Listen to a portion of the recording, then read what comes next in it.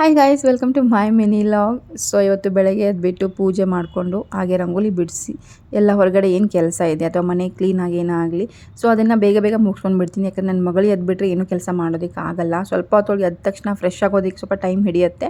So ಅದಕ್ಕಾಗಿ ಈ ಥರ ಏನೇ ಕೆಲಸ ಹೊರಗಡೆದಿದ್ರು ಕೆಲಸ ಬೇಗ ಮುಗಿಸ್ಕೊಂಡು ಬಿಡ್ತೀನಿ. ಸೊ ಅದಾದಮೇಲೆ ಅಡುಗೆ ಕೆಲಸ ಏನಿದೆ ಅದನ್ನು ಸ್ವಲ್ಪ ಅರ್ಜೆಂಟಾಗಿ ಮಾಡ್ಕೊತೀನಿ. ಯಾಕಂದರೆ ಹಸ್ಬೆಂಡ್ ಕೂಡ ಆಫೀಸ್ಗೆ ಹೋಗೋವ್ರಿಗೂ ಕೂಡ ಡಬ್ಬಿ ಕಟ್ಟಬೇಕು. ಹಾಗೆ ಮಗಳು ಕೂಡ ಸ್ಕೂಲಿಗೆ ಕಳಿಸೋದಕ್ಕೆ ಅವಳಿಗೆ ಸ್ವಲ್ಪ ಏನಾದ್ರು ತಿಂಡಿ ಕೊಟ್ಟರೆ ಸಾಕು, ತೊಗೊಂಡು ಹೋಗ್ತಾಳೆ.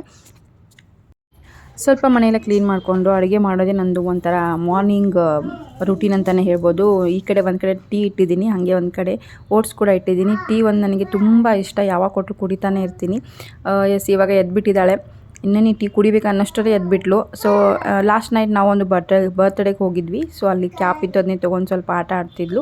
ಹಾಗೆ ಅವಳು ಒಂದು ಶೋ ನೋಡ್ತಾಳೆ, ಡಿಯಾನಾ ಆ್ಯಂಡ್ ರೋಮಾ ಅಂತ. ಅದನ್ನೇ ಹಚ್ಕೊಟ್ರೆ ಸ್ವಲ್ಪ ತಿಂಡಿ ಏನೋ ತಿಂತಾಳೆ. ಅವಳದು ಬಾಕ್ಸ್ ಇದೆ, ಒಂದು ಬಾಕ್ಸಲ್ಲಿ ಕ್ಲಿಪ್ಪೆಲ್ಲ ಹಾಕಿಟ್ಟಿದ್ದೀನಿ ಅವಳದು.